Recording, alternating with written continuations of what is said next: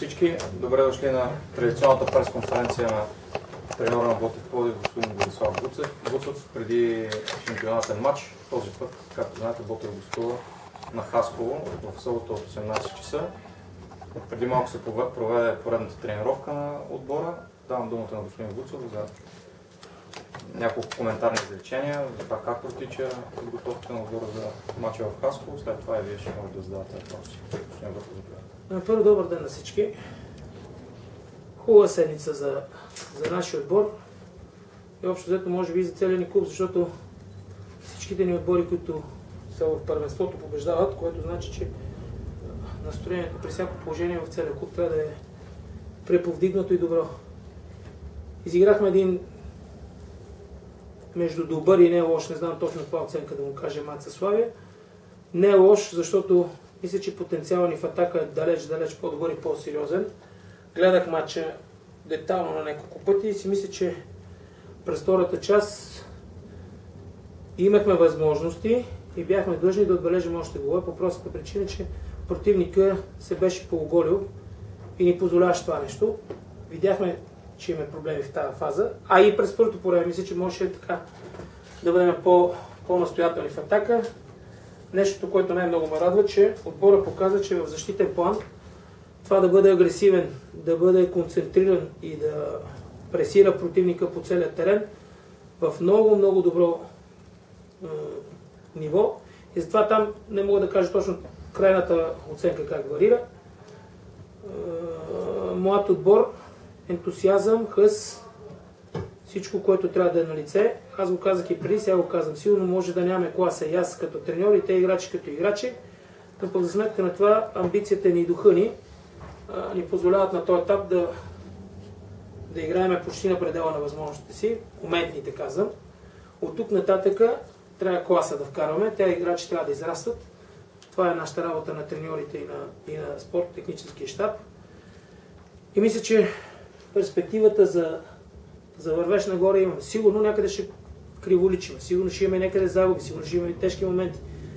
Нямаме претенции да сме в Барселона или Манчестър Юнайтед, но трябва да се учим от тия неща и хубавото беше, че след загубата на Герена, която беше доста болезнена, предвид на това, че дойде 10 секунди преди края, се показа най-хубавото нещо, че нашия отбор е измъкнал максималните изводи и беше така готов на ръба на моментните си възможности да даде една изява, да зарадва най-вече тази публика, която беше, с риск да се повтарям пак, феноменална, прекрасна, както и да наричаме, ние си я знаем, тук никой не е изненадан. Въпросът е, че дадохме възможност на хората наистина по трибуните, според мен това, което видях, да се забавляват и да се радват на успехите на отбора. Има проблеми от мача с Славия, функционални с няколко играчи. Алекс Колев днеска за първи път така започна да обува обувки и да пробва да видим какво е състоянието. Удар, Глезена, още през първото по време, стискал и изкара матча до край, но така или иначе болката първите 2 дена след матча беше доста сериозна при него. Медицинският екип прави всичко възможно да го дигне на крака. Дали ще е на 100% готов, това ще се види със събота. И утре имаме време да работим с него. Росен Колев почти сигурно няма да е готов и за този матч. Няма смисъл да го убиваме. Болката му в коляното е сериозна. Медицинският екип работи много добре с него. Медикаментозно и инжекциозно. Но не мога да кажа, че напълно ще е готов. Има вероятност да е готов. Има вероятност по-реалното да не е готов и да не рискуваме с неговото здраве, защото не играем последен матч или финал, в който трябва да го рискуваме. Има по-нататъчни мачове, където трябва да участва. Филип Филипов имаше съмнение за херния през седмицата. Има болки още от началото на сезона, сериозни. Игра доста мачове на инжекции обезболяващи. Беше през седмицата на 2 консултации в София. Радостното е, че съмненията, че е херния и че трябва задължителна операция отпаднаха, но при всяко положение болките в адукторите няма да му очумат за ден-два и с него трябва да подходим малко по-така разумно и търпеливо. Знаете, че на Цецо Чунчуков му се сванаха краката този ден. Също имаше някакви проблеми, болешки и така нататък, да не ги изреждам. Всички други травми са в рамките на нормалното и ако ги има, са така пак казвам, имаше травми, но най-хубавото е, че те момчета стискат зъби и продължават напред и са готови да се раздават и да продължават да играят. Аз не казвам, че нито един от тия, може би само съмненията ми са за Росен, че ще успее да бъде готов за матч. Всички други предполагам, че ще бъдат на линия и показват, че искат да са на линия и че искат да играят.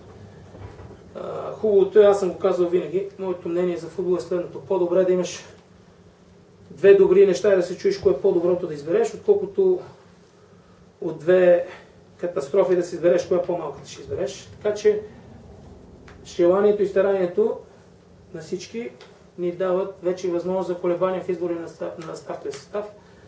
Ходих да гледам и във вторник дублиращи отбор, където играха и Момчил Цветанов, и Лазар Марин, и Дрянов, и вратара. Все футболисти, които са при нас. Страхотно съм впечатлен от играта този мач на Милиев, който при всяко положение, по мое настояване, още тук, като се върне, националният отбор го издърпаха веднага. Те явно някой беше забрал, че този набор има такъв футболист и бяха всички треньори на националния отбор и го издърпаха веднага след матча за лагер на националния отбор. Не се прибра. В момента, в който се прибере, ще му бъде предложен професионален договор с нашия клуб.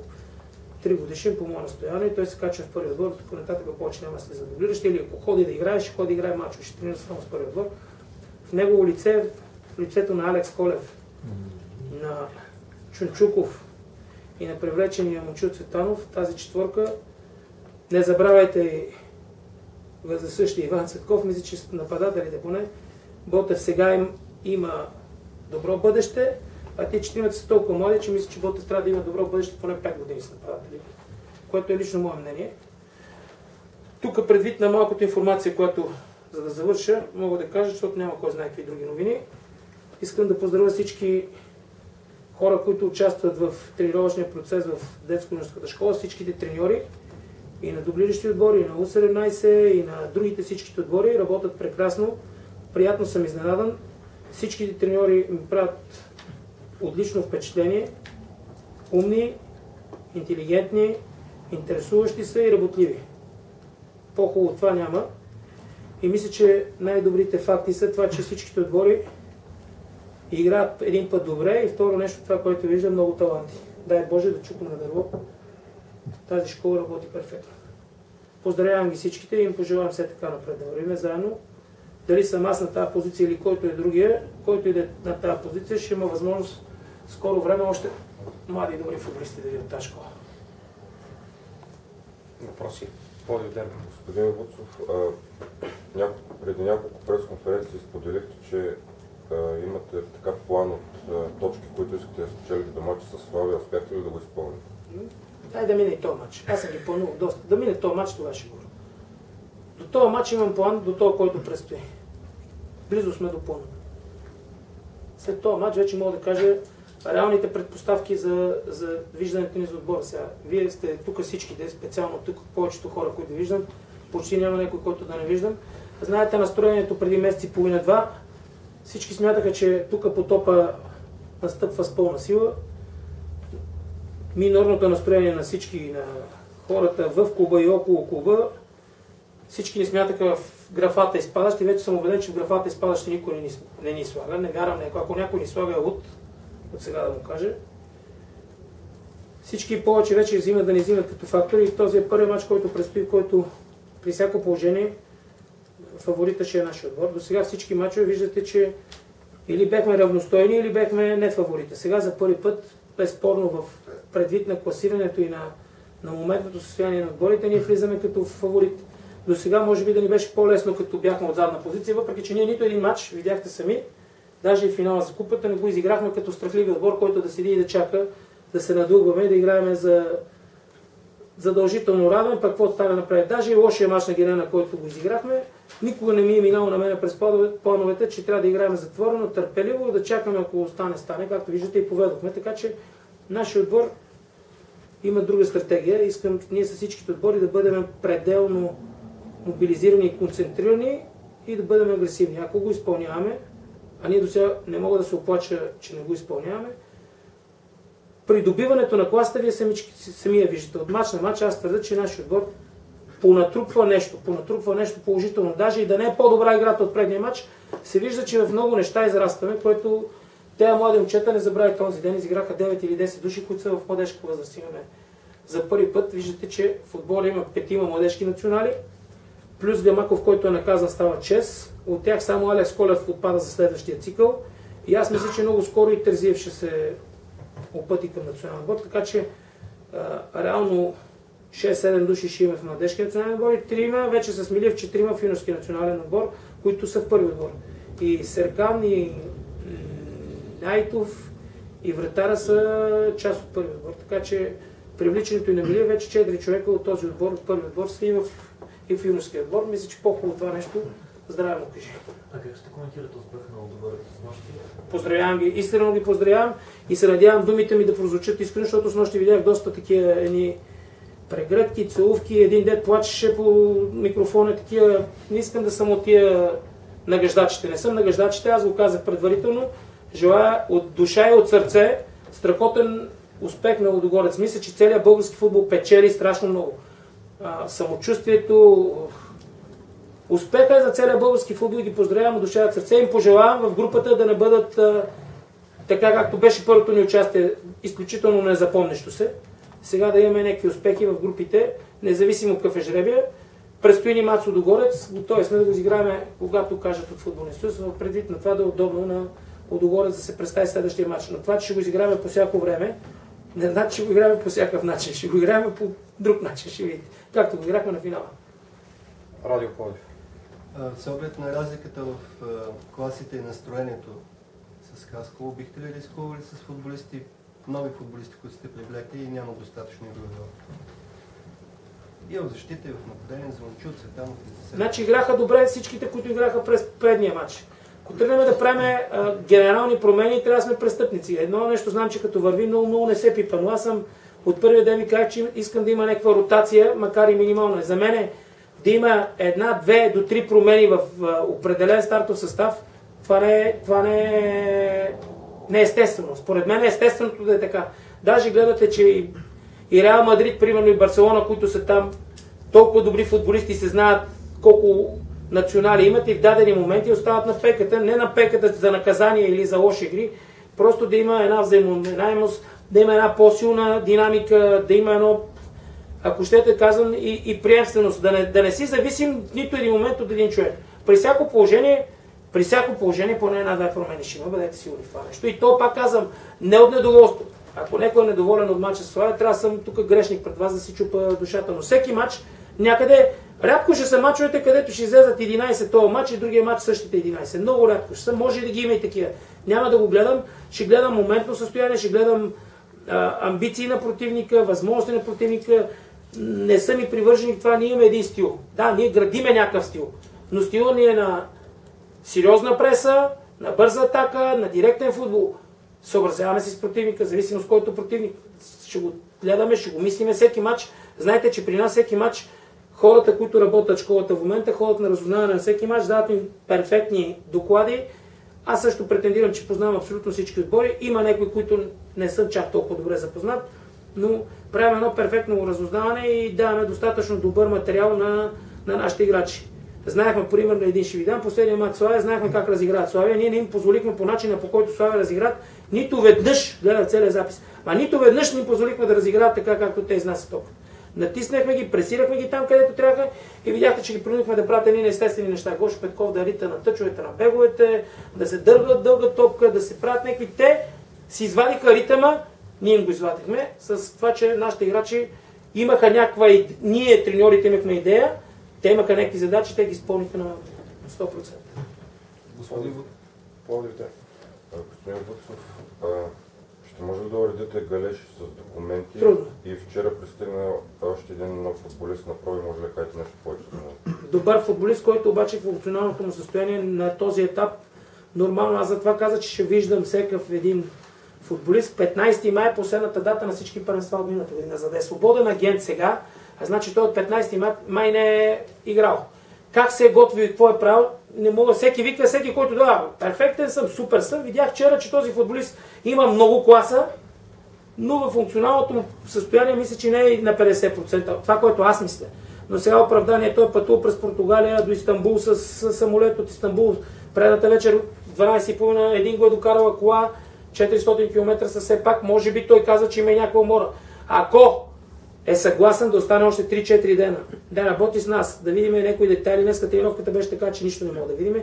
Утре ще работи с нас. Принципно договорката беше за 2-3 дена, но той идва в много неподходящ момент. Ако се беше дошъл в понеделник и да участваше в тренировъчния цикъл и във вторник, сряда, да видим някаква примерна представа, въпреки че дисковете, които гледаме, всичко, което виждаме, добър играч, класата му се вижда, но недоброто му функционално състояние ще дава до там предпоставки да разговаряме, да видим с него менеджер. Аз не крия, че има още една-две опции, имаме много добри. И да, едната опция на футболист, който със сигурност води подготовка с клуб във Франция, така че с него, ако се стигне до разговори с него, това не отхвърля да вземем двама. Значи този може да остане, да вземем още един, другия, който евентуално един е французин е за проби, един е французин е за директно подписване. Въпрос на разговори, на преговори, аз ви го казах и първия ден. Няма да взимаме играчи, в които не сме убедени, само да правим бройки, да трупаме тук, ние сме достатъчно млади. По-добре е на тия младите да работиме, но искаме да вкараме класа, искаме да вземем чужденци, независимо, че са ни ограничени ресурсите, на ресурсите, които имаме, не се свърляме. Тук не се плащат такива трансферни суми като преди, не се плащат. Рамките на заплатите са ясни, ние не мърдаме от рамките на заплатите 1 лев. Такива, ако намериме добри, ги взимаме. Ако не намериме, караме с тия, които имаме някаква генерална репетиция или генерална промяна, ако търсиме такива да вземем, ще търсим на нова година, време има на нова година. Сега ако изпадне нещо, което е добро, го взимам.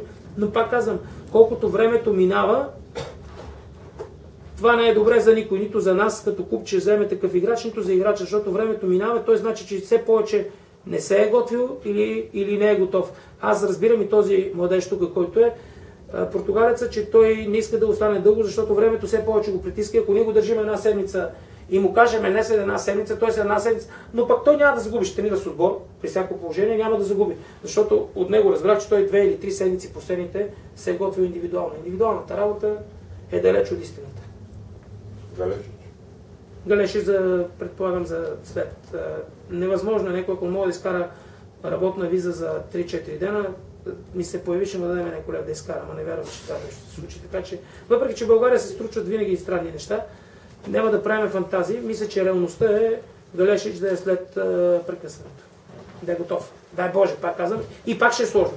Пак ще трябва процедура. Аз това ще да попитам, ще има ли още нови попълнения? Това е. Нямаме, ние търсим още, ако попадне, ето, не крия, ако попадне един класен ляв защитник и ако попадне един класен централен защитник, това е. Повече нямаме идея. Казах ги с нападателите, средата на терена също виждам, че имаме 7-8 добри равностойни. Войната е да проведеме да останат Иршак и Стаховек. Ако те останат, един-двама, ако вземем, ако вземем, не сме си поставили за цел на всяка цена, цената на всичко. Ако ме питате след мача с Левски, главата ми беше друга идея, на всяка цена. Сега не е на всяка цена, може би там бях много ядосан, изнервен, разочарован, както искате, и може би съм така мислил по един начин. До мача с Левски и след тази седмица вече съм убеден, че с тия млади играчи по-добре да им даваме шанси да се справим, ако взимаме клас. Ако не. Друго, колеги. Приятна работа на всички.